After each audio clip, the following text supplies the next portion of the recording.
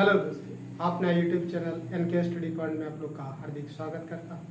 आज मैं रीजनिंग का कैलेंडर का कुछ टॉपिक लेकर आए हैं। वो क्या टॉपिक है देखते हैं क्वेश्चन पे।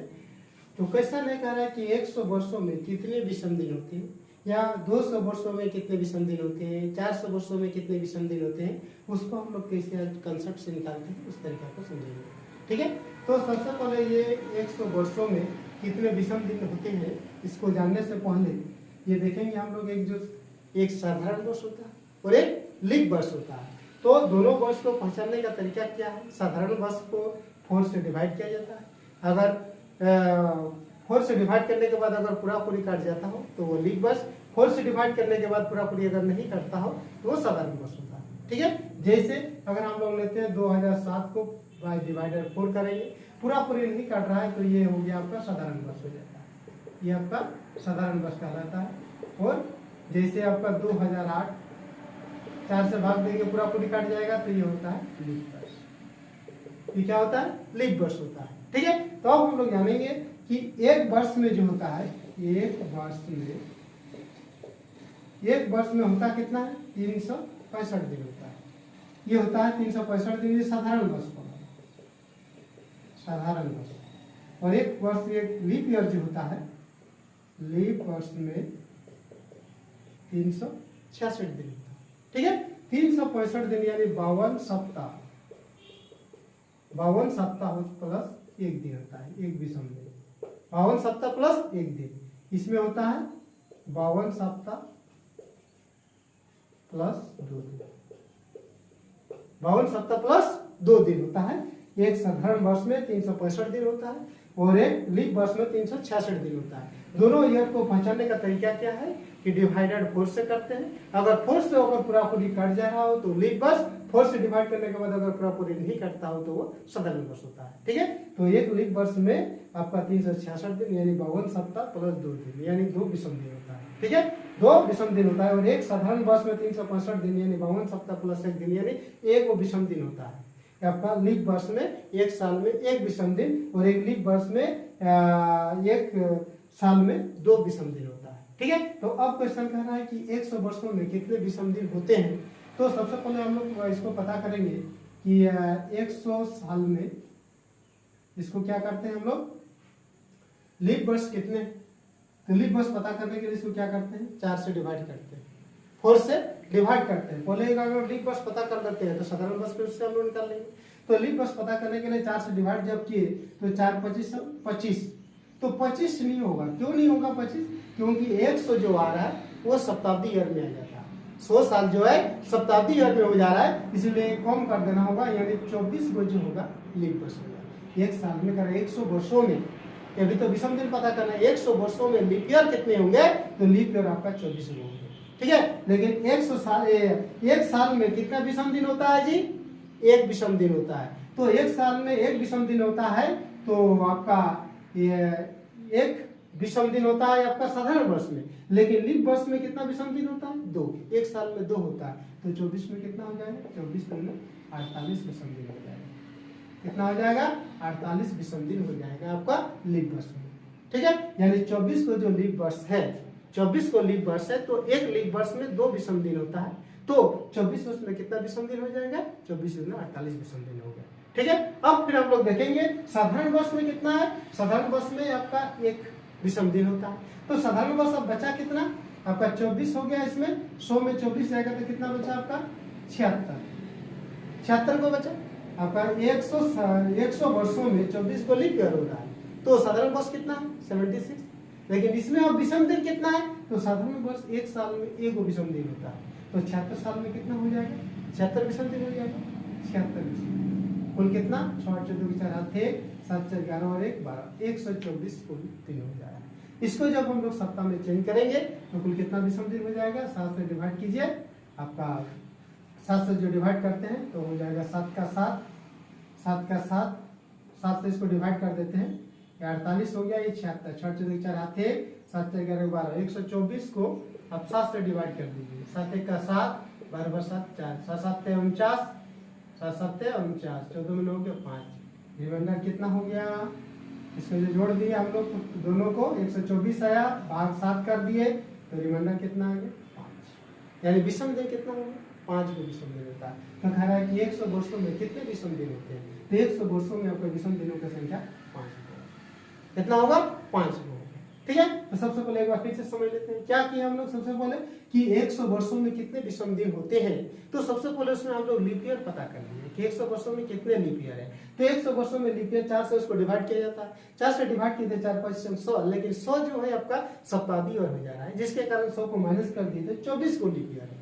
100 साल में कितने लीप ईयर है 24 को, लेकिन एक लीप ईयर में 2 विषम दिन होता है, तो 24 से ईयर में कितने विषम दिन होगा 48। और एक साधारण बस में कितना साधारण बस उसमें बच रहा है 24 को लीप ईयर है 100 साल में, तो साधारण बस कितना है 76, लेकिन एक साधारण बस में एक विषम दिन होता है, तो 76 में कितना विषम दिन होगा 76, दोनों को जोड़ कर दिए तो कितना विषम दिन कुल निकल गया 124। उसको जब साप्ताहिक में चेंज किया हम लोग तो कितना रिमाइंडर आ गया 5, यानी 100 वर्षों में कहेगा कितने विषम दिन होते हैं, तो 100 विषम में 5 विषम दिन होते हैं। ठीक है, तो इसी प्रकार फिर हम लोग निकालेंगे अभी कि 200 सालों में कितना विषम दिन होते हैं, तो उसका आगे हम लोग देखते हैं। देखिए 200 वर्षों में कितने विषम दिन होते हैं, तो अभी हम लोग क्या पढ़े 100 वर्षों में कितने विषम दिन होते हैं, अभी हम लोग क्या निकाले 5 को विषम दिन होता है, 100 साल में 5 को विषम दिन होता है। तो कह रहा है 200 वर्षों में विषम दिनों की संख्या कितनी होगी, तो 200 साल में कितना हो जाएगी 10 हो जाएगा, साप्ताहिक में चेंज करेंगे तो कितना होगा रिमाइंडर कितना हो जाएगा 3, यानी विषम दिनों की संख्या कितना हो जाएगा 200 वर्षों में अगर विषम दिन बोलेगा तो कितना हो जाएगा 3 हो जाएगा, ये आपका विषम दिन है। 200 वर्षों में विषम दिनों की संख्या कितना होगी 3 हो।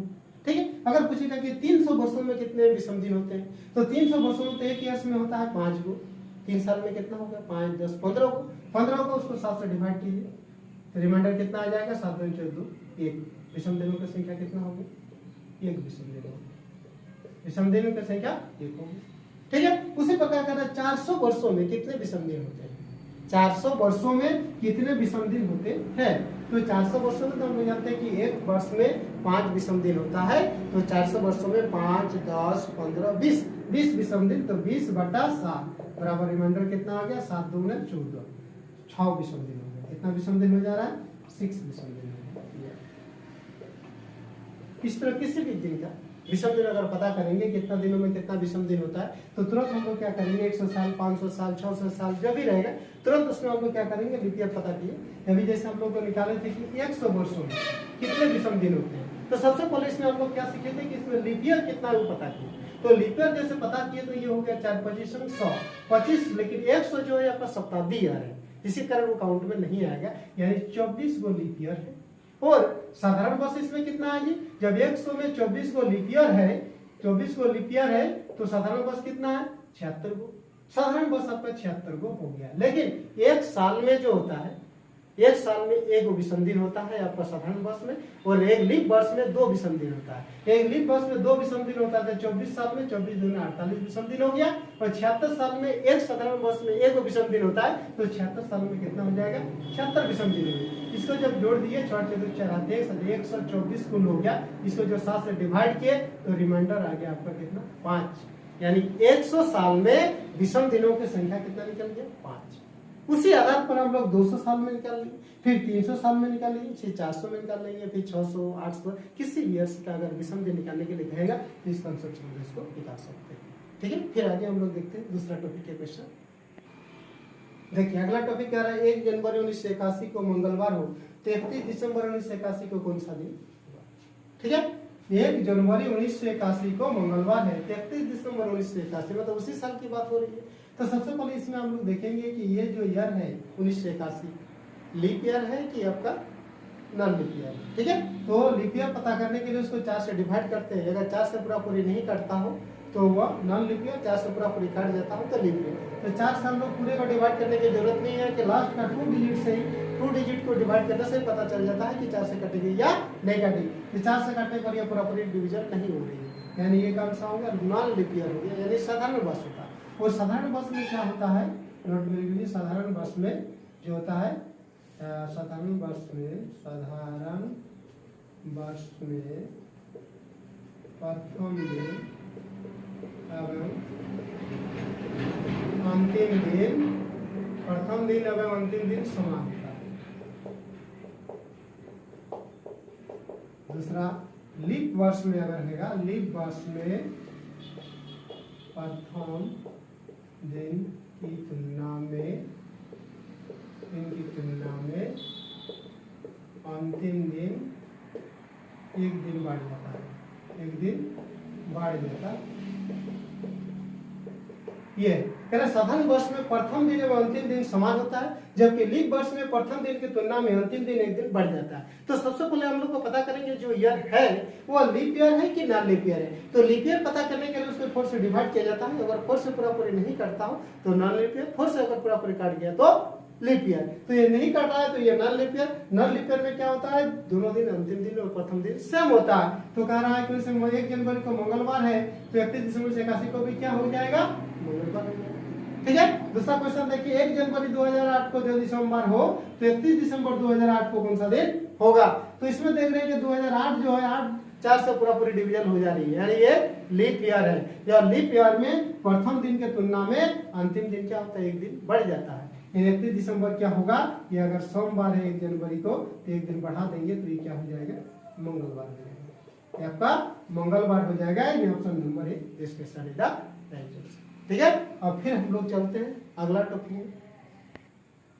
देखिए अगला टॉपिक, यदि आज मंगलवार हो तो आज से 40 दिन बाद कौन सा दिन होगा, या बोलेगा कि 65 दिन बाद कौन सा दिन होगा, 100 दिन बाद कौन सा दिन होगा, या किसी भी रेडी। ठीक है रहेगा यहाँ पे। तो कह रहा है कौन सा दिन होगा, तो उसको हम लोग कैसे निकालते हैं, उसके लिए कुछ यहाँ नोट में हम लिखे से बाद से पहले या के पहले लगा रहेगा तो उसमें उतना ही दिन जोड़ते हैं या घटाते हैं जितना कि कहा जाता है। 40 दिन बाद बोला या 40 दिन बाद बोला या 50 दिन बाद 60 दिन बाद जो भी कहेगा, अगर कोई सामने से पहले कह रहा है, यदि आज मंगलवार हो तो आज से कह रहा है से बाद से पहले के पहले लगा रहेगा तो इसमें उतना ही दिन जोड़ते या घटाते हैं जितना कि क्वेश्चन में कहा जाता है। ठीक है। तो 40 दिन बाद बोला है तो 40 से हम लोग लेंगे, इसको क्या करेंगे हम लोग रिमाइंडर पहले पता करेंगे। तो 40/7 तो रिमाइंडर कितना हो जाएगा, 7 × 5 = 25, रिमाइंडर हो जाएगा आपका 5। अब देखेंगे दिन आगे को पूछा जा रहा है तो जो डेट दिया हुआ रहेगा उस डेट से उतना दिन आगे जाएंगे, पीछे को पूछा जाएगा तो उतना डेट पीछे जाएंगे। तो डेट आगे को पूछा जा रहा है तो हम लोग क्या करेंगे, मंगलवार में 5 प्लस कर देंगे या -2 कर देंगे, 7 आना चाहिए। तो +5 कीजिए या -2 कीजिए, -2 करने से जल्दी आएगा सोमवार रविवार, यानी 5 जोड़ने से भी आपका क्या आ जाएगा, रविवार आ जाएगा। मंगल बुध बृहस्पति शुक्र शनि रवि। ठीक है। 5 जोड़ दीजिए या -2 कर दीजिए, जिसमें जल्दी आएगा उस कॉन्सेप्ट को अपनाएंगे हम लोग। ठीक है। फिर आगे देखिए, यदि मेरा जन्म रविवार को हुआ तथा मेरा भाई मुझसे 60 दिन बड़ा हो तो मेरे भाई का जन्म किस दिन हुआ, मेरा भाई का जन्म किस दिन हुआ था। आज मेरा जन्म रविवार को हुआ तथा मेरा भाई मुझसे 60 दिन बड़ा है। 60 दिन बड़ा है तो इसमें तो हम लोग ओड डे पता करेंगे। ओड डे कितना हो जाएगा, 7 8 56 ओड डे हो गया 4। 60 दिन बड़ा है यानी आगे की ओर पता जा रहा है तो इस डेट से उतना दिन आगे चल जाएंगे।